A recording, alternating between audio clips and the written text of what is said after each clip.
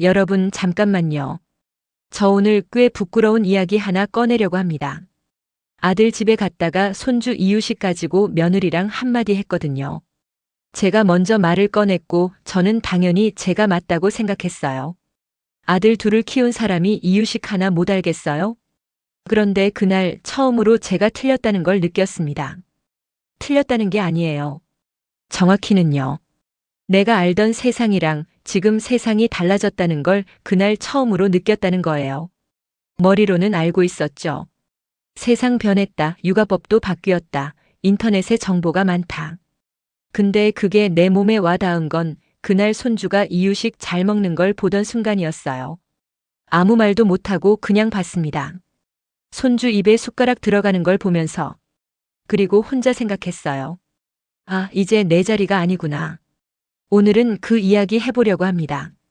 시어머니로 산다는 게 뭔지, 내 방식이 옳다고 믿었던 사람이 어떻게 조금씩 바뀌는지, 그리고 며느리를 적이 아니라 동료로 보게 된 순간이 어떤 건지. 굉장히 솔직하게 얘기할 거예요. 불편할 수도 있어요. 하지만 끝까지 들으시면 아마 마음 한구석이 좀 따뜻해질 거라고 생각합니다. 본격적으로 이야기 시작하기 전에 딱 10초만요. 이 채널에서는 이런 이야기 자주 해요. 며느리와의 관계, 아들 부부 사이에서 어떻게 처신해야 하는지, 시어머니도 사람이라는 것, 며느리도 사람이라는 것. 양쪽 다 이해할 수 있게 솔직하게 풀어드립니다. 공감되셨으면 좋아요 한 번만 눌러주세요. 진짜 큰 힘이 됩니다. 그리고 구독 버튼 옆에 알림까지 설정해 두시면 이런 이야기 놓치지 않으실 거예요. 시어머니이신 분들, 며느리이신 분들, 둘 다 해당되시는 분들 모두 환영합니다. 자, 그럼 이야기 시작할게요. 저는 아들 둘을 키웠습니다. 지금 돌이켜보면 제가 아이들을 키우던 그 시절은 정말 몸으로 때우던 시절이었어요. 정보가 없었거든요. 지금처럼 스마트폰에 뭔가 치면 수백 개의 답이 나오는 세상이 아니었어요. 책 한 권, 동네 어르신 말씀, 친정어머니 경험담, 그게 전부였습니다. 그래서 저는 나름 현장 경험자라는 자부심이 있었어요. 이유식도 그렇게 배웠거든요. 처음엔 죽처럼 묽게, 그리고 점점 되직하게. 아이가 잘 씹을 수 있도록, 배가 든든할 수 있도록.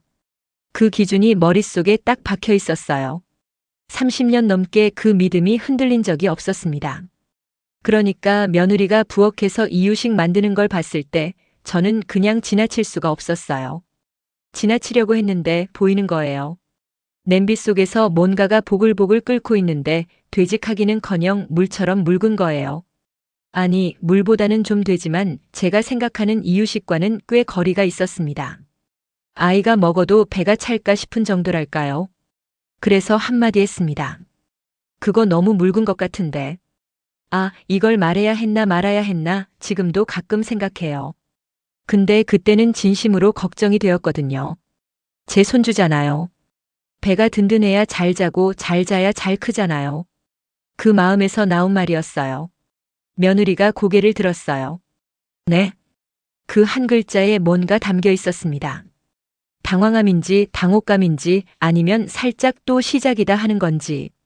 저는 그때는 잘 몰랐는데 지금 생각하면 그네 안에 꽤 많은 게 들어있었던 것 같아요. 저는 조금 더 설명했어요. 아기 이유식은 조금 더 되직하게 해야 배가 든든해. 친절하게 말한 거예요.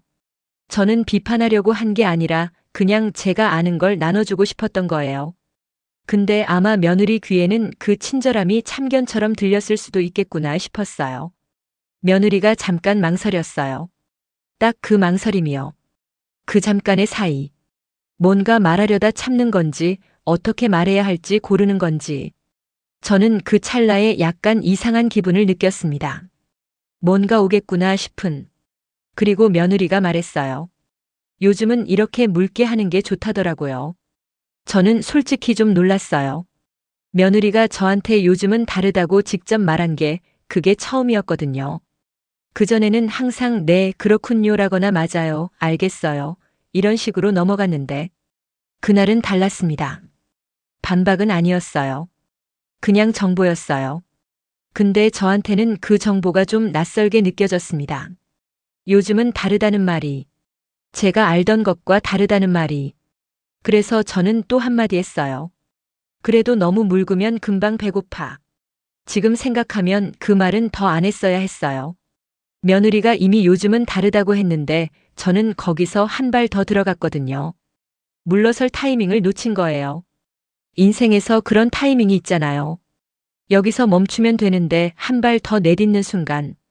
그게 나중에 오래 기억되는 순간이 되는. 저는 그날 그 타이밍을 놓쳤습니다. 그때 거실에서 남편이 우리 쪽을 봤어요. 그리고 말했죠. 요즘은 그렇게 한다더라. 저는 그 순간 예상치 못한 데서 한 방 맞은 느낌이었어요. 며느리한테 반박당한 것보다 남편이 며느리 말을 거둔 게 더 놀라웠거든요. 아니, 거들었다기보다는 그냥 사실을 말한 거였는데 제 입장에선 편들기처럼 느껴졌달까요? 저도 모르게 남편을 쳐다봤어요. 당신이 그걸 어떻게 알아? 남편이 웃으며 말했습니다. 인터넷에 다 나오더라. 그 말에 며느리가 살짝 웃었어요. 그 웃음이 저한테는 참 묘하게 다가왔습니다. 비웃음이 아니라는 걸 알아요.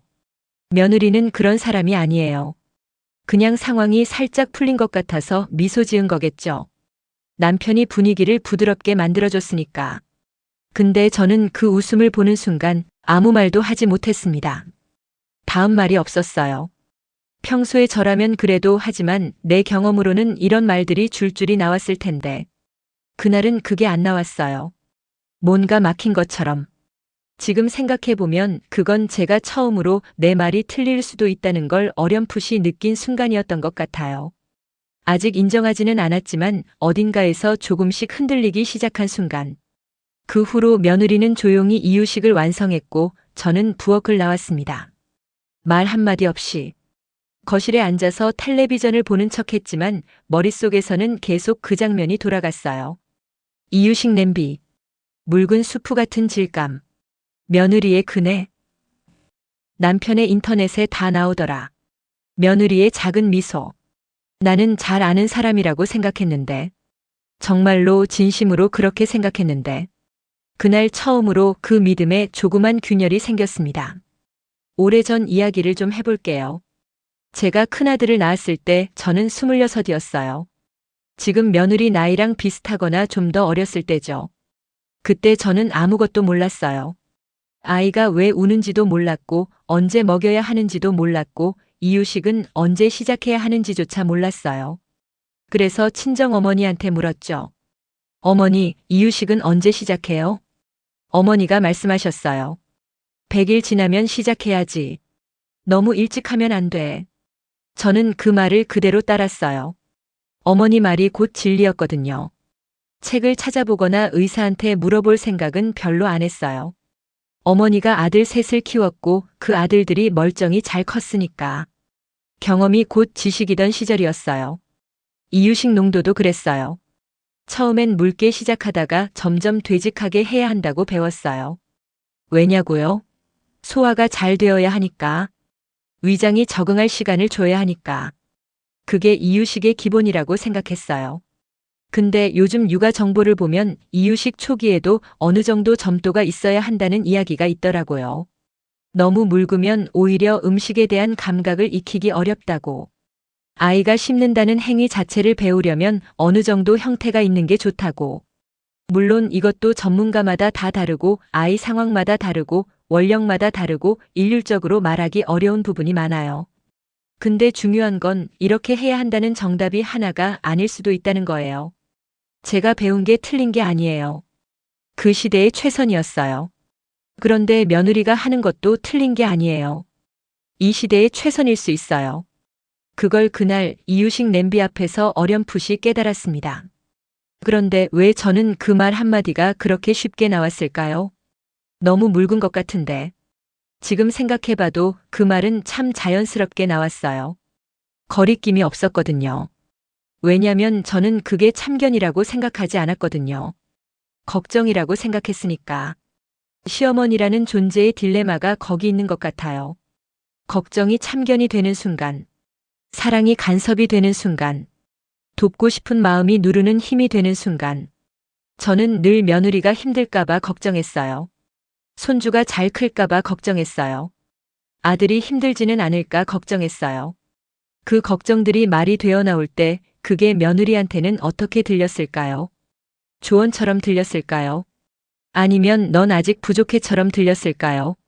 저는 한 번도 그 두 번째 뜻으로 말하려 한 적이 없어요. 하지만 의도와 전달은 다를 수 있잖아요. 제가 A를 말해도 상대방은 B를 들을 수 있는 거잖아요. 그날 이유식 앞에서 제가 처음으로 그걸 느꼈습니다. 나는 걱정으로 말했는데 며느리는 다른 걸 들었을 수도 있겠구나. 그 생각을 하면서 거실 소파에 앉아 있는데 정말 조용하게 마음이 불편해졌어요. 억울하기도 하고 부끄럽기도 하고 아리기도 하고 그 복잡한 감정이 한꺼번에 와서 딱히 뭐라고 이름 붙이기도 어려운 상태로 앉아 있었습니다. 그때 부엌에서 소리가 났어요. 손주 울음소리. 곧 작아졌어요. 며느리가 달랬나 봐요. 저는 소파에서 일어나지 않았습니다. 예전엔 그 울음소리 나면 제가 먼저 달려갔을 텐데 그날은 그냥 앉아 있었어요. 그게 맞는 것 같아서. 잠시 후 며느리가 손주를 데리고 나왔어요. 손주는 요즘 뭔가를 잡으려고 손을 뻗는 게 늘었거든요. 뭐든 손에 쥐려고 하고 입으로 가져가려 하고 그 모습이 얼마나 귀여운지 모릅니다. 저는 그게 세상에서 제일 예쁜 것 같아요. 아기가 뭔가를 탐색하는 모습. 며느리가 손주를 아기 의자에 앉혔어요. 그리고 이유식을 떠서 입에 넣어줬어요. 아까 그 냄비에서 나온 묵다고 제가 말했던 그 이유식을요. 손주는 잘 먹었습니다. 아주 잘 먹었어요. 숟가락이 들어오는 걸 입을 쫙 벌려서 기다리고 들어오면 오물오물 삼키고 또 기다리고 배고팠던 건지 음식이 입에 맞았던 건지 아무튼 아주 맛있게 먹었어요. 그 모습을 보던 남편이 말했어요. 잘 먹네. 그 한마디에 뭔가 담겨 있었습니다. 칭찬인지 감탄인지 아니면 저한테 뭔가를 말하려는 건지 남편이 그렇게 잘 먹네 한마디 한 게 참 묘하게 느껴졌어요. 저는 아무 말도 하지 않았습니다. 그러게 하고 맞장구도 못 쳤어요. 왜냐면 제 안에서 뭔가가 계속 걸렸거든요. 제가 했던 말이요. 너무 묽은 것 같은데. 그 말이 귓가에 계속 맴돌았어요. 손주가 이유식을 잘 먹는 걸 보는데 그 말이 자꾸 떠올랐어요. 내가 틀렸던 건 아닐 수도 있어. 이유식 농도 말고도 먹는 양이나 빈도가 더 중요할 수도 있고 손주가 오늘 배가 많이 고팠던 것일 수도 있고. 근데 그런 생각을 하면 할수록 뭔가 더 불편해졌어요. 내가 맞다고 계속 설득하려는 내 모습이 보여서요. 손주는 잘 먹고 있는데 며느리가 만든 이유식을 먹고 있는데 그 광경 앞에서 저는 내가 맞다는 걸 계속 붙잡으려 하고 있었던 거예요. 그게 참 우습기도 하고 서글프기도 했습니다. 남편이 조용히 제 옆에 와서 앉았어요. 저는 눈치채지 못했어요. 생각에 빠져 있었거든요. 손주가 이유식 먹는 모습을 보면서도 사실 제 머릿속은 딴 데 가 있었어요. 남편이 나지막이 말했습니다. 괜히 서운했어?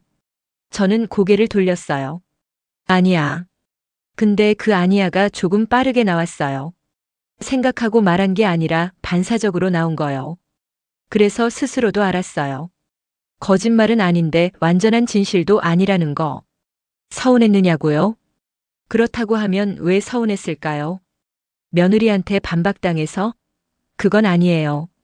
며느리가 나쁘게 말한 것도 아니고 싸움이 된 것도 아니니까요. 남편이 며느리 편을 들어서? 그것도 아니에요. 남편이 편을 든 게 아니라 그냥 사실을 말한 거라는 거 알아요. 그럼 뭐가 서운했을까요? 제가 나중에 혼자 한참 생각했는데요. 아마도 이거였던 것 같아요. 내가 알던 세상에서 내가 더 이상 전문가가 아니라는 걸 느낀 것. 아이를 키우는 것에 관해서 나는 오래 알고 있는 사람이라고 생각했는데 그 분야에서 내 의견이 더 이상 기준이 아닐 수 있다는 걸 느낀 것. 그게 서운한 게 아니라 낯설고 쓸쓸한 느낌이었어요. 근데 그걸 서운하다는 말로 표현했던 거겠죠. 남편이 또 말했어요. 나는 누구 편도 아니야. 저는 그 말에 고개를 들었어요. 그냥 손주 편이지. 그리고 남편이 웃었어요. 그 웃음이 얼마나 느긋한지 모릅니다. 남편은 어지간해선 동요하지 않아요. 나이 먹으면서 더 그렇게 됐어요. 젊을 때는 소소한 것에도 예민하게 굴던 사람이 이제는 웬만한 건 그냥 넘겨요. 손주 편이지. 저는 그 말을 듣고 나도 모르게 웃음이 나왔어요. 웃기 싫었는데 웃음이 나왔어요. 왜냐면 그 말이 진짜 맞거든요. 누가 옳고 그르고의 문제가 아니에요. 며느리가 맞고 내가 틀린 것도 아니고 내가 맞고 며느리가 틀린 것도 아니에요. 우리 둘 다 손주를 위해서 하는 거잖아요. 목표가 같아요. 손주가 잘 먹고 잘 자고 잘 크는 것. 거기서 방법이 조금 다른 거잖아요. 방법의 차이를 틀린 것으로 볼 것이냐, 다른 것으로 볼 것이냐. 그 차이가 참 크더라고요. 남편은 그걸 손주 편이지라는 말 하나로 정리해버렸어요. 저는 그게 참 부러웠습니다. 나는 왜 그렇게 단순하게 생각을 못했을까? 이유식이 묵든 되직하든 손주가 잘 먹으면 된 거잖아요. 그런데 나는 거기서 내가 맞다 틀리다로 가버린 거잖아요. 손주가 이유식을 다 먹었어요. 며느리가 입 주변을 닦아줬어요. 손주는 만족스러운 얼굴로 옹알이를 했어요. 뭔가 말하고 싶은 것 같은데 아직 말이 안 나오는 그 얼굴. 그게 또 얼마나 귀여운지 모릅니다. 저는 그 얼굴을 보면서 생각했어요. 잘 먹었구나. 그거면 됐다. 이상하게 마음이 가벼워졌어요. 아까까지 무거웠던 게 손주 얼굴 하나에 많이 풀렸어요. 아기가 있으면 그래요. 무슨 복잡한 생각을 하다가도 아기가 방긋 웃거나 뭔가를 열심히 하는 모습을 보면 그냥 다 사라져요. 잘 먹고 있구나. 며느리가 잘하고 있구나. 처음으로 그 생각이 저항감 없이 들어왔습니다. 시어머니와 며느리 사이에는 항상 이 정보 전쟁이 있는 것 같아요. 저는 오래된 정보를 갖고 있어요. 경험에서 나온 것들. 30년, 40년 전에 통했던 방법들. 틀린 게 아니에요. 그 시대에는 맞았어요. 며느리는 새로운 정보를 갖고 있어요. 최신 연구, 최신 의학, 최신 육아 트렌드. 역시 틀린 게 아니에요. 지금 시대에 맞는 방법들이에요. 근데 이 둘이 같은 공간에서 만나면 충돌이 생기더라고요. 누가 나쁜 게 아니에요. 서로 다른 시대의 지식이 부딪히는 거예요. 그걸 어떻게 해결할 수 있을까요? 저는 그날 손주 이유식을 보면서 한 가지를 배운 것 같아요. 지금 아이를 키우고 있는 사람의 말을 먼저 들어야 한다는 것. 내가 경험이 있다고 해서 지금 현장에 있는 사람보다 더 잘 안다는 건 아닐 수 있다는 것. 그게 그날 제가 배운 거예요. 말하자면 이유식 한 숟가락에서 배운 거죠. 집에 돌아오는 길에 남편이 운전을 했어요. 저는 조수석에 앉아서 창밖을 봤어요. 가로수들이 지나가고 사람들이 지나가고 저녁 무렵이라 하늘이 주황빛이었어요. 남편이 물었어요. 오늘 좀 어땠어? 저는 잠깐 생각하다가 대답했어요. 잘 모르겠어. 남편이 더 묻지 않았어요. 그 사람은 그런 사람이에요. 더 캐묻지 않아요. 그냥 놔둬요. 처음엔 그게 무심한 것 같아서 서운했는데 이제는 그게 오히려 편해요. 말하고 싶을 때 말하면 되고 아닐 때는 안 해도 되고. 창밖을 보다가 저는 생각했어요. 자리에 대해서요. 아이를 키우는 자리. 제가 아들들을 키울 때 그 자리에 있었어요. 그 자리는 제 거였어요. 이유식을 만들고 목욕을 시키고 재우고 달래고 그 모든 것의 중심에 제가 있었어요. 그런데 아들이 결혼하고 며느리가 생기면서 그 자리가 조금씩 달라졌어요. 손주가 태어나고 나서는 더 달라졌고요. 이제 이유식을 만드는 사람은 며느리예요. 손주를 목욕시키는 사람도 달래는 사람도 재우는 사람도 며느리예요. 물론 제가 도울 때도 있고 함께할 때도 있지만 그 자리의 주인은 이제 며느리예요.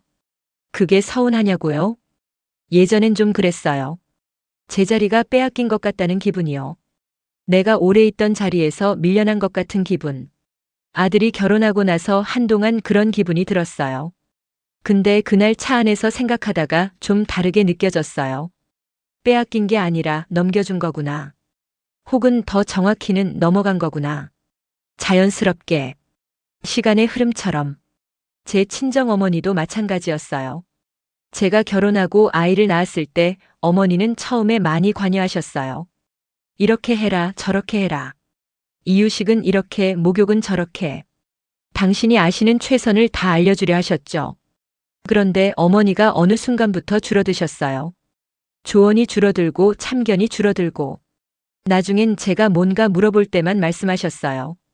그때는 그냥 그런가 보다 했는데 지금 돌이켜보면 어머니가 자리를 넘겨주신 거였던 것 같아요.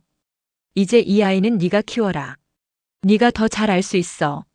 라는 신뢰의 표현이었던 거죠. 그 신뢰가 얼마나 컸던 건지 제가 어머니 입장이 되고 나서야 조금 알겠어요. 내가 물러서는 게 쉬운 게 아니거든요. 30년, 40년 동안 내가 더 잘 안다고 생각해온 영역에서 다음 사람한테 자리를 넘겨주는 게.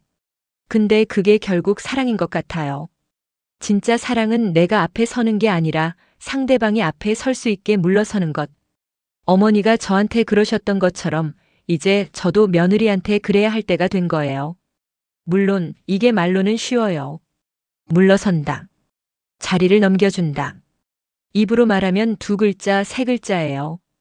근데 몸으로, 마음으로 하려면 정말 힘들어요. 왜냐면 내가 틀린 게 아니라는 걸 알거든요. 나는 정말 경험이 있고 정말 좋은 의도가 있고 정말 손주를 사랑하거든요.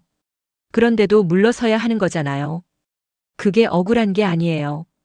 근데 쉽지도 않아요. 그냥 어려운 거예요. 좋은 의도를 가졌다고 해서 다 좋은 결과가 나오는 게 아니라는 거. 내가 잘 알고 있다고 해서 그게 항상 도움이 되는 건 아니라는 거. 그걸 받아들이는 게 나이 들어서 배워야 하는 것 중 하나인 것 같아요. 아, 그리고 하나 더. 물러선다는 게 포기가 아니에요. 저는 이게 중요한 것 같아요. 며느리가 이유식을 만들어도 제가 옆에서 응원할 수 있잖아요. 잘하고 있다고 칭찬할 수 있잖아요. 힘들 때 옆에 있어줄 수 있잖아요. 아이 키우는 게 힘들 때 나도 그랬어. 다 지나가라고 말해줄 수 있잖아요. 그게 제 자리예요. 이제는 앞에서 이끄는 자리가 아니라 뒤에서 받쳐주는 자리.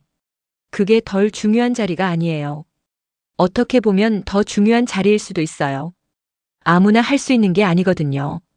앞에 서는 건 욕심이 있으면 할 수 있는데 뒤에서 받쳐주는 건 진심이 있어야 할 수 있거든요. 저는 그날 차 안에서 그 생각을 했어요.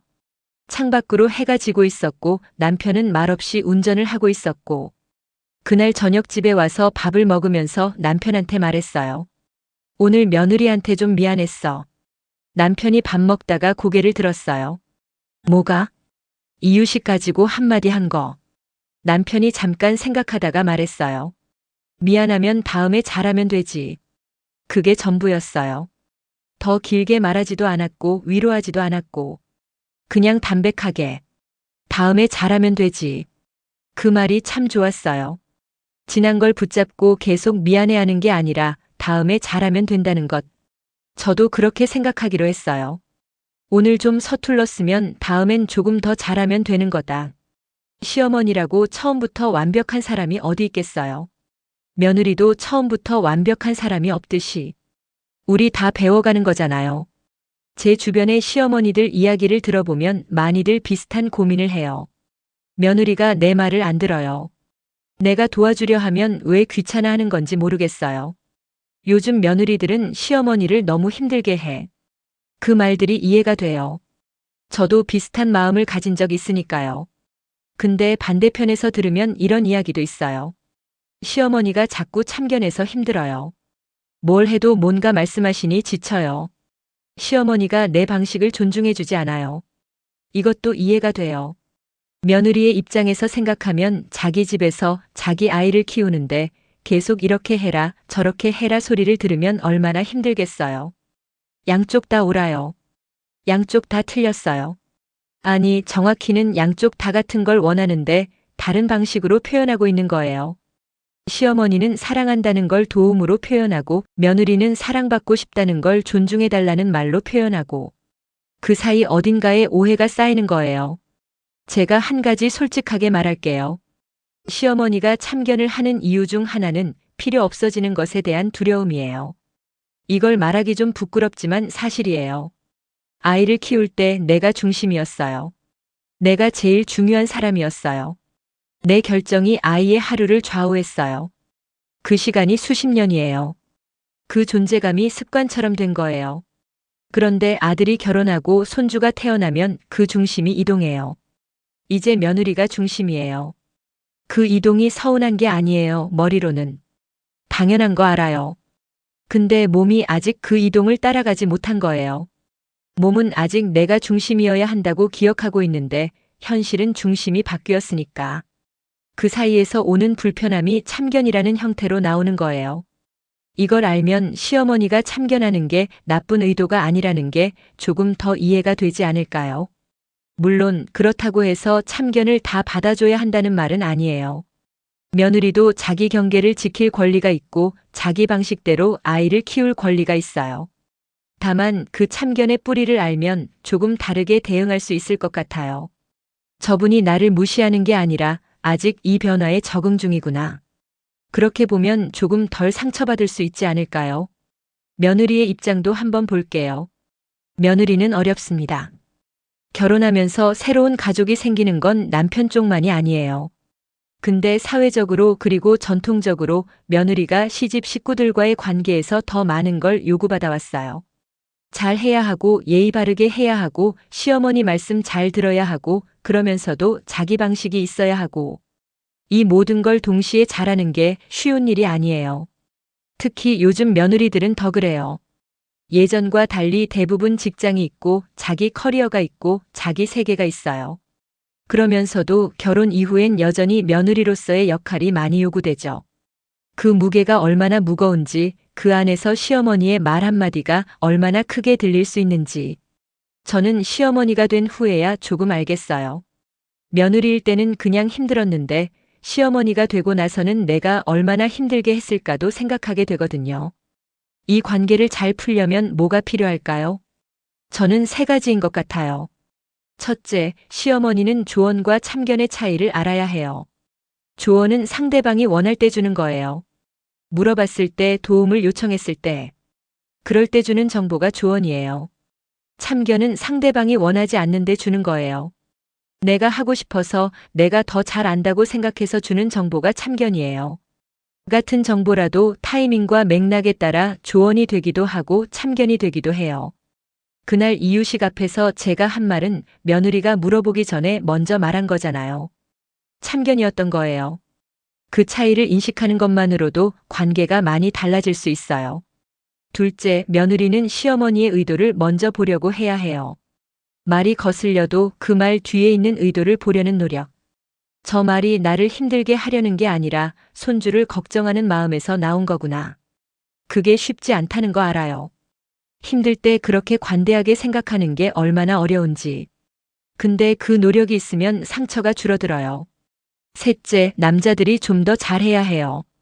이건 제 남편한테도 드리는 말씀인데요. 시어머니와 며느리 사이에서 아들이자 남편인 사람이 좀 더 적극적으로 역할을 해야 해요. 중립이라는 이름으로 빠져 있으면 안 돼요. 그날 남편이 손주 편의지라고 한 말이 좋았던 이유가 어느 쪽도 상처 주지 않으면서 핵심을 짚었거든요. 그 역할을 남자들이 더 많이 해줘야 해요. 물론 다 아는 말이에요. 근데 아는 거랑 실천하는 건 다르잖아요. 저는 그날 이후로 조금 달라진 것 같아요. 며느리 집에 갔을 때 예전보다 말을 줄였어요. 뭔가 눈에 띄어도 이게 맞나 저게 맞나를 먼저 판단하지 않으려고 해요. 그냥 봐요. 손주가 잘 지내고 있는지, 며느리가 많이 힘들진 않은지. 그리고 물어봐 주려고 해요.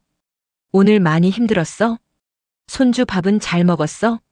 뭐 도와줄 거 있어? 질문으로 바꿨어요. 말하는 대신 물어보는 거로. 그게 훨씬 자연스럽더라고요. 며느리도 조금 더 편해 보이고.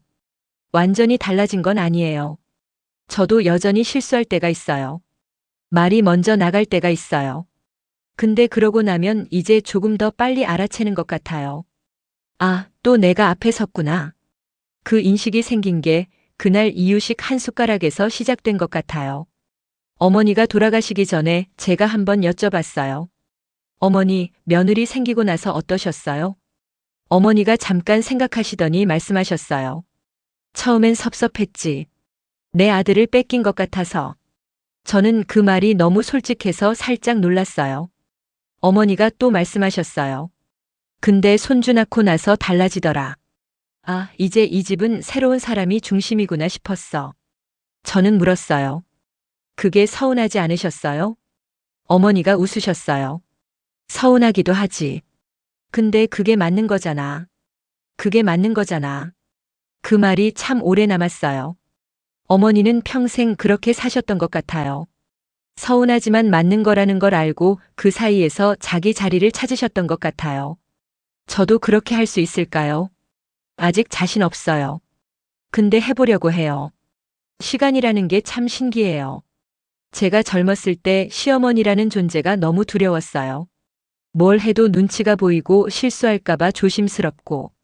그런데 제가 시어머니가 되고 나서는 시어머니라는 역할이 또 다른 무게를 갖는다는 걸 알았어요. 물러서야 하는데 쉽지 않고 사랑하는데 표현이 어렵고 도와주고 싶은데 방해가 될까봐 못하는. 양쪽 다 힘든 거예요. 다만 힘든 방향이 달라서 서로 이해하기 어려운 것 뿐이에요. 제 며느리 이야기를 조금 더 해볼게요. 며느리가 처음 우리 집에 왔을 때 저는 솔직히 좀 긴장했어요. 아들이 데려온 사람이니까 잘 보이고 싶기도 하고 또 제 아들이 행복하게 살 수 있는 사람인지도 살펴보고 싶기도 하고. 그게 어머니 마음인 거잖아요. 며느리도 긴장했겠죠. 첫 만남에서 저는 이것저것 물어봤어요. 어디 살았는지, 직업은 뭔지, 형제는 있는지. 그 질문들이 며느리 귀엔 면접처럼 들렸을 수도 있겠다 싶어요. 저는 그냥 궁금해서였는데 그 그냥 궁금해서가 상대방한테는 다르게 들릴 수 있다는 걸 나이 들어서야 알았어요. 결혼 초에는 며느리와 자주 어색했어요. 전화 통화를 해도 할 말이 없는 거예요. 아들 바꿔달라고 하기도 뭐하고 그렇다고 며느리랑 길게 얘기할 주제도 없고. 근데 손주가 태어나고 나서 달라졌어요. 손주가 공통 화제가 됐거든요. 손주 밥은 먹었는지, 어제 잘 잤는지, 요즘 뭘 새로 했는지. 그 이야기들이 자연스럽게 나왔어요. 며느리도 손주 이야기는 활기차게 해줘요. 오늘 이런 걸 했다, 이런 표정을 지었다. 그 이야기들이 얼마나 재미있는지 몰라요. 손주가 우리 둘 사이의 다리가 된 거예요. 이유식을 두고 한마디 해서 불편했던 그날도 결국 손주 덕분에 넘어간 것 같아요. 손주가 잘 먹는 걸 봤으니까. 그걸 같이 봤으니까. 제가 며느리한테 말하고 싶은 게 있어요. 이걸 직접 말하기는 아직 어렵지만 여기서는 말할 수 있을 것 같아요. 며느리야 고마워. 아들을 사랑해줘서. 손주를 잘 키워줘서. 그리고 내가 실수해도 크게 다투지 않아줘서. 나는 완벽한 시어머니가 아니야. 앞으로도 실수할 거야. 때로는 또 한마디 할 거야. 그게 나쁜 마음에서가 아니라는 거 알아줬으면 해. 근데 내가 물러설 때는 그게 포기가 아니라 믿는 거야. 네가 더 잘할 수 있다고. 네가 좋은 엄마라고. 손주가 행복하게 자랄 거라고. 그 믿음이 있어서 물러서는 거야. 며느리가 이유식을 잘 만들고 있더라고요. 그날 이후에도 몇 번 아들 집에 갔는데 손주는 계속 잘 먹고 있었어요. 통통하게 살이 오르고 눈빛이 초롱초롱하고. 며느리가 잘하고 있는 거예요. 그 이유식이 묵든 되직하든 손주가 잘 먹고 잘 자라고 있으면 된 거잖아요. 저는 이제 그걸 알아요. 머리로만 아는 게 아니라 마음으로 알아요. 그 차이가 참 크더라고요. 인생에서 자리가 바뀌는 순간들이 있어요. 학생에서 사회인으로, 자녀에서 부모로, 부모에서 조부모로. 그 자리가 바뀔 때마다 역할도 바뀌어요. 앞에 서던 사람이 뒤에 서게 되고 가르치던 사람이 배우게 되고 이끌던 사람이 따르게 되고. 그게 슬픈 게 아니에요. 자연스러운 거예요. 세월이 그렇게 흘러가는 거예요. 강물처럼요. 강물은 위에서 아래로 흘러요. 막을 수 없어요. 막으려 하면 넘치거나 다른 곳으로 돌아가요. 그냥 흘러가도록 두어야 해요. 사람도 그런 것 같아요. 자리가 바뀌는 걸 막으려 하면 에너지만 소진되고 관계만 힘들어져요.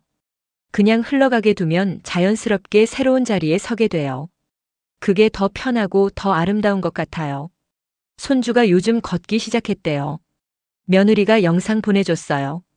아직 아장아장 뭔가 붙잡으면서 걷는데 그 모습이 얼마나 귀엽고 대견한지 몰라요. 저는 그 영상을 몇 번이고 돌려봤어요. 그리고 며느리한테 문자를 보냈어요. 영상 고마워. 오늘 잘 먹었어? 많이 힘들지? 며느리가 답장을 보내줬어요. 네, 어머니 오늘 좀 피곤하긴 한데 괜찮아요. 어머니도 건강하세요. 그 문자가 참 좋았어요. 짧은 문자인데 뭔가 따뜻한 게 담겨 있는 것 같았어요. 아마 며느리도 느끼는 것 같아요. 제가 조금 달라졌다는 걸. 좋아진 건지 아닌지는 모르겠지만 뭔가 달라지려고 한다는 걸. 그걸 느껴줘서 고마워. 오늘 꽤 긴 이야기 하나 풀었습니다. 이유식 한 숟가락에서 시작한 이야기가 여기까지 왔네요. 저는 그날 아들 집에서 처음으로 제가 틀렸을 수 있다는 걸 느꼈어요. 아니, 틀린 게 아니라 달라졌다는 걸. 세상이 달라졌고 육아가 달라졌고 며느리는 새로운 방식으로 손주를 키우고 있다는 걸. 그리고 그게 나쁜 게 아니라는 걸. 아이를 키우는 자리가 세월처럼 다음 사람에게 넘어간다는 걸. 그 자리를 물려준다는 게 포기가 아니라 신뢰라는 걸. 이 깨달음이 한 번에 온 게 아니에요. 이유식 그날이 계기가 됐지만 그 후로도 조금씩 생각하고 느끼면서 왔어요. 아직도 배우는 중이고 앞으로도 실수할 거예요. 근데 그게 괜찮은 것 같아요. 완벽한 시어머니가 목표가 아니라 조금씩 더 좋은 시어머니가 되는 게 목표니까. 이 이야기가 시어머니이신 분들한테는 작은 위로가 됐으면 좋겠어요. 당신도 처음부터 완벽할 수 없어요. 힘드셨을 거예요. 서운하셨을 거예요. 그 마음이 다 자연스러운 거예요. 며느리이신 분들한테는 작은 이해가 됐으면 좋겠어요. 시어머니도 이 변화가 쉽지 않아요. 그 참견 뒤에 있는 마음을 가끔 봐주시면 조금 덜 힘드실 수 있어요. 둘 다이신 분들한테는 공감이 됐으면 좋겠어요. 우리 다 각자의 자리에서 최선을 다하고 있잖아요. 오늘 영상은 여기까지입니다. 끝까지 들어주셔서 진심으로 감사합니다. 공감되셨다면 좋아요 꾹 눌러주시고 아직 구독 안 하셨다면 지금 바로 구독 버튼 눌러주세요. 옆에 알림 설정도 함께요. 댓글로 여러분의 이야기도 들려주세요. 시어머니로서 겪은 일, 며느리로서 겪은 일 혹은 그 사이에서 아들 남편으로 겪은 일. 다 소중한 이야기예요. 다음 영상에서 또 뵙겠습니다. 감사합니다.